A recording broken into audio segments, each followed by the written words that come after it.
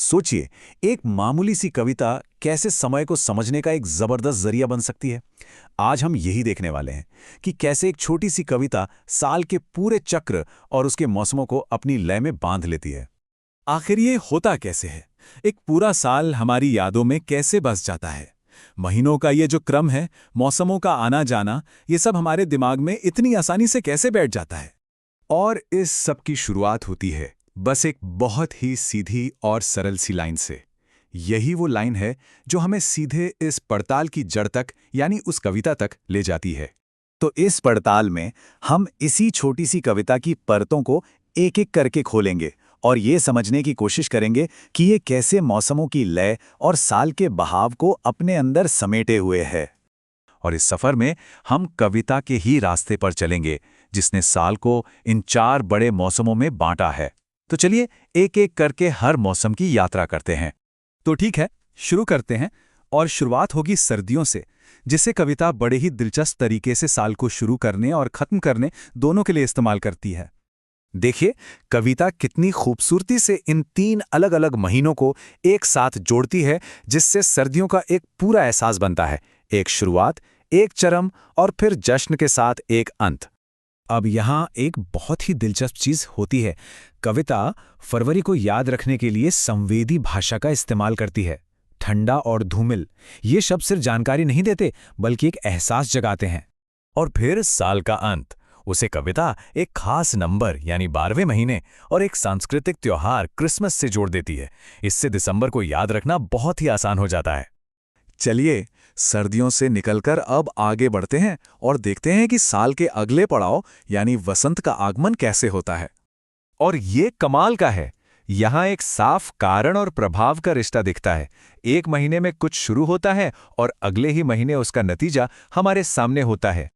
सोचिए, सिर्फ 2 लाइनों में आगमन से लेकर पूरी तरह खिलने तक का सफर। ये दिखाता है कि कितनी कम और सधी हुई भाषा में एक पूरे बदलाव को समेटा गया है। वसंत के बाद जाहिर है फोकस शिफ्ट होता है गर्मियों की तरफ, और उसकी अपनी एक अलग ही कहानी है। तो गर्मियों को कविता 2 हिस्सों में बांटती है। पहले जबरदस्त गर्मी और फिर बारिश की राहत। ये जो 4 महीने हैं ना, इनमें भी एक छोटी सी कहानी है। गर्मी अपने चरम पर पहुंचती है और फिर बारिश का मौसम उस तपिश को थोड़ा शांत करता है। अब हम आ गए हैं साल के आखिरी मौसम पर, पतझड़, और कविता में इसे बताने का तरीका भी बिल्कुल अनोखा है। तो यहाँ एक अलग ही तकनीक है। पतझड़ को उसके एहसास से नहीं बल्कि नंबर्स यानी संख्याओं से पहचाना जा रहा है, जो इसे याद रखने का एक नया तरीका है। सितंबर, वो महीना जिसमें मौसम कैसा है ये जरूरी नहीं, जरूरी ये है कि वो 9वां महीना है। ये एक बहुत ही साफ पहचान है। और इसी पैटर्न को अक्टूबर के साथ भी जारी रखा जाता है। 9वां और फिर 10वां, एक ऐसा क्रम बन जाता है जिसे भूलना मुश्किल है। और इस मौसम का अंत कैसे होता है? एक बहुत ही शक्तिशाली और जानी पहचानी तस्वीर के साथ, गिरते हुए पत्तों की, जो एक चक्र के पूरे होने का संकेत है। तो आखिर ये इतनी असरदार क्यों है? चलिए अब इसके पीछे की कुछ तकनीकों को समझते हैं जो इसे इतना यादगार बनाती हैं।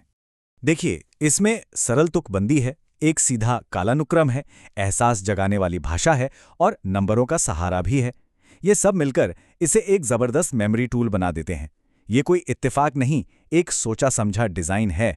तो आखिर में बात यही है कि ये सिर्फ महीनों की एक लिस्ट नहीं है, ये असल में पूरे एक साल की कहानी है। और कहानियां हमें लिस्ट से कहीं ज्यादा आसानी से याद रहती हैं। और ये देखिए, ये पूरी कहानी, ये पूरा चक्र कितने साफ तरीके से यहां दिखता है। शुरुआत, उठान, शिखर और फिर अंत, ताकि एक नया चक्र फिर से शुरू हो सके। तो जाते जाते एक सवाल, ऐसी और कौन सी छोटी छोटी कहानियां हैं जिनका इस्तेमाल हम इस बड़ी सी उलझी हुई दुनिया को समझने के लिए करते हैं? सोचने वाली बात है।